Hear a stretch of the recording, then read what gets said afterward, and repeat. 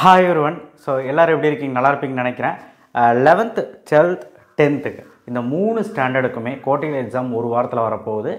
So quarterly exam time table வந்து அஃபிஷியலாகவே release பண்ணிட்டாங்க. ஆக்சுவலாக 18ஆம் தேதி அந்த மாதிரி ஸ்டார்ட் ஆகுது. ஸோ அது என்ன டைம் டேபிள் அப்படிங்கிறது வந்து நெக்ஸ்ட் வீடியோவில் பார்ப்போம், சரிங்களா? ஆனால் இந்த ஒரு வாரம் நமக்கு டைம் இருக்குது. கரெக்டாக 15ஆம் தேதி முடி டைம் இருக்குது. ஸோ அப்போ இந்த ஒரு வாரம் தான் டைம் இருக்குது. லாஸ்ட்டாக மண்டேலேருந்து இன்னிலேருந்தே கணக்கு எடுத்துக்கோங்க.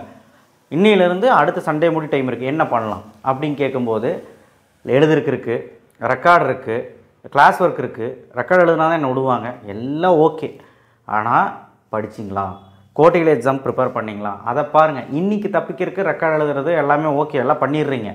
ஆனால் அதெல்லாம் முன்னாடியே முடிக்க வேண்டியது வச்சு உட்காந்தும் கூட பண்ணுறீங்க. சில டைம் எழுதி கொடுக்குறாங்க, அது எப்படி சார் நான் பண்ணுறது, டெய்லி வந்து ஒர்க் இருக்குது, எப்படி பண்ணுறது தெரியல, இந்த மாதிரி நிறைய பிரச்சனை சொல்கிறீங்க. நான் என்ன சொல்கிறேன்னா, எல்லாத்தையும் மூட்டை கட்டி வச்சுட்டு படிக்கிற வேலையை மட்டும் சூட்டிப்பாக கவனிங்க. ஏன் நான் சொல்கிறேன்னா, இன்னும் 7 நாளில் பெருசாக ஒன்றும் சாதிச்சிட முடியாது. இப்போ நீ ஃபெயில் ஆகணும்னு நினச்சிங்கன்னா கட்டாயமாக நீ வந்து பாஸ் ஆகிற நிலைமைக்காவது படிக்கலாம். நீ வந்து 80 எடுப்ப அப்படின்னு நீ நினச்சின்னா கண்டிப்பாக ஒரு 60 70யாவது எடுக்கலாம். ஒரு சென்டம் எடுக்கணும்னு எய்ம் பண்ணுறவன் கண்டிப்பாக ஒரு 80யாவது எடுக்கலாம். ஸோ நான் என்ன சொல்ல வரேன்னு உங்களுக்கு புரிஞ்சிருக்கு. ஒரு வாரம் தான் டைம் இருக்குது. ஸோ கண்டிப்பாக நம்மளால் முடிஞ்ச போர்ஷன்ஸை கம்ப்ளீட் பண்ணுவோம். இந்த குவார்ட்டர்லி எக்ஸாமை ரொம்ப முக்கியமாக ஏன் கருதுகிறோம் அப்படின்னு நான் முன்னாடியே சொல்லிட்டேன். நான் ஒரு வீடியோ போட்டிருந்தேன், பப்ளிக் எக்ஸாமுக்கு எவ்வளோ முக்கியம் குவார்ட்டர்லி எக்ஸாம்னு. ஸோ தயவுசெய்து 10th 11th 12th இது கொஞ்சம் மனசில் வச்சுக்கிட்டு ஷெடியூலை ஃபாலோ பண்ணுங்கள். ஷெடியூல் என்னென்னு பார்த்துடலாமா? ஸோ என்ன அப்படின்னா, நாளையிலேருந்து அப்படியே ஷெடியூல் சொல்கிறேன். இன்றைக்கி நீங்கள் வந்து முடிஞ்ச அளவுக்கு, நான் மத்தியானம் வீடியோ போட்டிருக்கேன், முடிஞ்ச அளவுக்கு இன்னி இருக்கிற நேரங்களில் ஒரு 2 to 3 hours வந்து பார்த்திங்கன்னா உங்களுக்கு எந்த சப்ஜெக்ட் கஷ்டமாக இருக்கோ அந்த சப்ஜெக்ட் படிங்க. இல்லைனா தமிழ் இங்கிலீஷ் படிங்கன்னா, தமிழ் இங்கிலீஷ் படிச்சிருக்க மாட்டீங்க, அதனால் படிங்க. இல்லை அப்படின்னா மேக்ஸ் படிக்கிறதா தான் படிங்க, சரிங்களா? மேக்ஸ் வந்து 1 மணி நேரம் போட்டு வேறு ஏதாவது சப்ஜெக்ட் 1 மணி நேரம் போடுங்க. இப்போ மண்டேலேருந்து ஷெடியூல் சொல்கிறேன், அப்படியே நோட் பண்ணிக்கோங்க.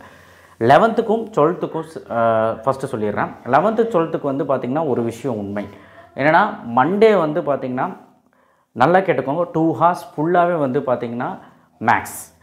ஈவினிங் சொல்கிறேன் மேக்ஸ். அதே காலையில், நாளைக்கு காலையில் மண்டே காலையிலன்னு வந்து பார்த்திங்கன்னா உங்களுக்கு வந்து பார்த்திங்கன்னா ஒரு 2 hours 5 o'clock to 7 o'clock படிக்கிற மாதிரி பார்த்துக்கோங்க. அட்லீஸ்ட் ஒரு 4:45க்காவது எந்திரிங்க. எந்திரிக்க மாட்டேன் நட முடிக்காதுங்க. எந்திரிக்கிறதுக்கு நிறைய வழி இருக்குது, அதை கொஞ்சம் ஃபாலோ பண்ணுங்கள். ஃபஸ்ட்டு முதல் வழி வெறி. நம்ம அப்பா அம்மா இப்பவும் கஷ்டப்பட்டுருக்காங்க, அந்த மாதிரி கஷ்டப்படக்கூடாது. நம்ம நல்ல வேலைக்கு போய் நல்ல சம்பாதியம் ஈட்டணும்னா கண்டிப்பாக நல்லா படித்து நல்ல காலேஜில் சேரணும். அதனால் கட்டாயம் அதை மனசில் வச்சு அந்த வெறியோடு எந்திரிச்சு உட்காந்து படிக்கணுங்கிறது தான் என்னோடய விருப்பம்.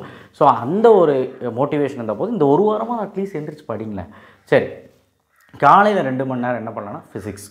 ஸோ இது வந்து மண்டே ஷெடியூல். டியூஸ்டே வந்து பார்த்திங்கன்னா அதே மாதிரி வந்து பார்த்திங்கன்னா ஈவினிங் வந்து மேக்ஸு, திரும்பவும் காலையில் கெமிஸ்ட்ரி.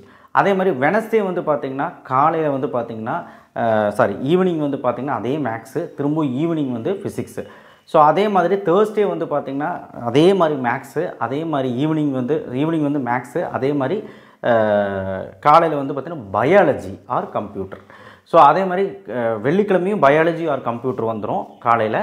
அண்ட் ஈவினிங் வந்து நீங்கள் வந்து தமிழ் இங்கிலீஷ் இந்த 2 சப்ஜெக்டில் ஏதாவது லேகாக இருந்தீங்கன்னா தமிழ் படிக்க ஆரம்பிச்சிருங்க. இல்லை அப்படின்னாலும் தமிழ் இங்கிலீஷ் வேணாம் சார், நான் லாஸ்ட் 2 நாள் 3 நாள் பிளான் போட்டு படிச்சுக்கிறேன் அப்படின்னா கட்டாயம் மேக்ஸே போடுங்க. ஸோ இந்த ஒரு 5 நாள் இப்படி போட்டோம். சாட்டர்டே சண்டே வந்து பார்த்திங்கன்னா என்ன பண்ணுறீங்க அப்படின்னா, சாட்டர்டே கண்டிப்பாக அடுத்த வாரம் லீவாக தான் இருக்கும். ஐ திங்க் ஓணம் வருது. ஸோ கட்டாயம் கவர்மெண்ட் லீவ் இருக்கும்னு நினைக்கிறேன். ஸோ அடுத்த சாட்டர்டே சண்டே லீவாக தான் இருக்கும். இருந்ததுன்னா கட்டாயம் அந்த Saturday Sunday 6 to 7 hours use பண்ணுங்கள். ஒரு நாளைக்கு 6 to 7 மணி நேரம் படித்தா தான் நம்மளால் ஒரு 2 சப்ஜெக்ட் நீட்டாக எலாபரேட்டாக படிக்க முடியும். அப்படி படிச்சிங்கன்னா சாட்டர்டே ஃபுல்லாக ஃபிசிக்ஸு கெமிஸ்ட்ரி. நீங்கள் எந்த நேரம் படித்தாலும் சரி, காலையில் ஃபிசிக்ஸு, ஈவினிங் கெமிஸ்ட்ரி, இல்லை அடுத்த 3 மணி நேரம் ஃபிசிக்ஸு, அதுக்கப்புறம் கெமிஸ்ட்ரி. ஞாயிற்றுக்கிழமை ஃபுல்லாகவே நீங்கள் என்ன பண்ணுறீங்க அப்படின்னா பயாலஜியும், இங்கே வந்து என்ன சப்ஜெக்ட் கஷ்டமாக இருக்குன்னு பாருங்கள். மேக்ஸ், ஃபிசிக்ஸ், கெமிஸ்ட்ரி எந்த போர்ஷன் முடிக்கலோ அதை படிங்க. ஸோ என்னை கேட்டால் மேக்ஸே போடுங்க தான் சொல்லுவேன். பயாலஜி கான்சன்ட்ரேட் பண்ணுங்கள். அப்போது நம்ம இந்த ஒரு வாரம் இதுதான் பண்ண போகிறோம்.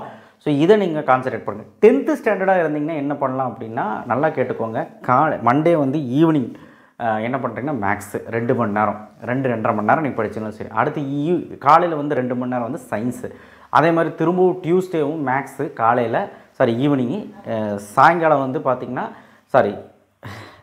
காலையில் வந்து பார்த்திங்கன்னா உங்களுக்கு இது சயின்ஸு. அதே மாதிரி வெனஸ்டேவும் வந்து பார்த்திங்கன்னா உங்களுக்கு ஈவினிங் வந்து பார்த்திங்கன்னா மேக்ஸு, திரும்பவும் ஈவினிங் வந்து பார்த்திங்கன்னா காலையில் வந்து பார்த்திங்கன்னா சோஷியல்.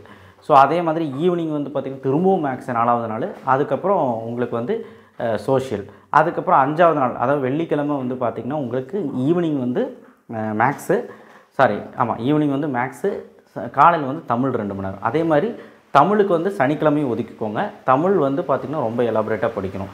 தமிழ் 3 மணி நேரம், லீவ் இருந்ததுன்னா 3 மணி நேரம் அண்ட் 3 மணி நேரம் மேக்ஸு. அதே மாதிரி சண்டே வந்து ஃபுல் அண்ட் ஃபுல் வந்து பார்த்திங்கன்னா சோஷியலுக்கு அர்ப்பணிங்க. சோஷியலும் சயின்ஸும் படிங்க சண்டே. ஸோ இதுதான் வந்து பார்த்திங்கன்னா ஷெடியூல். மறக்காமல் சாட்டர்டே சண்டே லீவ் இருந்தது அப்படின்னா 6 to 7 hours படிக்க ட்ரை பண்ணுங்கள். இந்த கடைசி ஒரு வாரம் அட்லீஸ்ட் காலையில் எனக்காண்டியா எந்திரிச்சு பாருங்கள். 1 நாள் 2 நாள் எந்திரிச்சு பாருங்கள், கட்டாயம் முடியும். ஒரு 4:45 எந்திரிச்சா தான் ஷெடியூலில் ஸ்டார்ட் பண்ண முடியும். கட்டாயம் அது பண்ணுங்கள். 10th and 11th 12th sir போங்க சார் எந்திரிக்கலாம் முடியாது, நான் வந்து படிப்பேன் அப்படின்னா எக்ஸாம் அன்றைக்கி படித்து ஒன்றும் பண்ண முடியாது. 10th ஸ்டாண்டர்ட் இம்பார்ட்டன்ட் கேட்டுக்கிங்க. Social science important I think night வரும்னு நினைக்கிறேன். கண்டிப்பாக போடுவேன். சயின்ஸுக்கும் போடுவேன், சோஷியல் ஃபஸ்ட்டு போடுறேன். அண்டு 11th மேக்ஸ் வந்து போடலான்ட்டு இருந்தேன் இன்றைக்கி, நாளைக்கு போட்டுறேன் சரிங்களா. அண்ட் 12th எல்லாமே போட்டேன்னு நினைக்கிறேன், செக் பண்ணிக்கோங்க. ஸோ தயவு செய்து கம்ப்யூட்டரும் போட்டுறேன், பயப்படாதீங்க. தயவு செய்து நம்ம சேனலை ஃபாலோ பண்ணுங்கள், சப்ஸ்கிரைப் பண்ணி வச்சுக்கோங்க. கட்டாயம் ரொம்ப ரொம்ப சூப்பராக இருக்கும். நான் சொன்ன இந்த ஷெடியூலில் ஃபாலோ பண்ணி பாருங்கள், போர்ஷன்ஸும் கம்ப்ளீட் பண்ணலாம், சௌரியமாக உட்காந்து படிக்கலாம். நான் ஒரு நேரத்துக்கு ஒரு சப்ஜெக்ட் தான் சொல்லியிருக்கேன், அதையும் நீங்கள் கரெக்டாக பண்ணணும் சரிங்களா. தேங்க்யூ. ஷேர் பண்ணுங்கள், சப்ஸ்கிரைப் பண்ணுங்கள், மறக்காம பெல் ஐக்கானை ப்ரெஸ் பண்ணுங்கள்.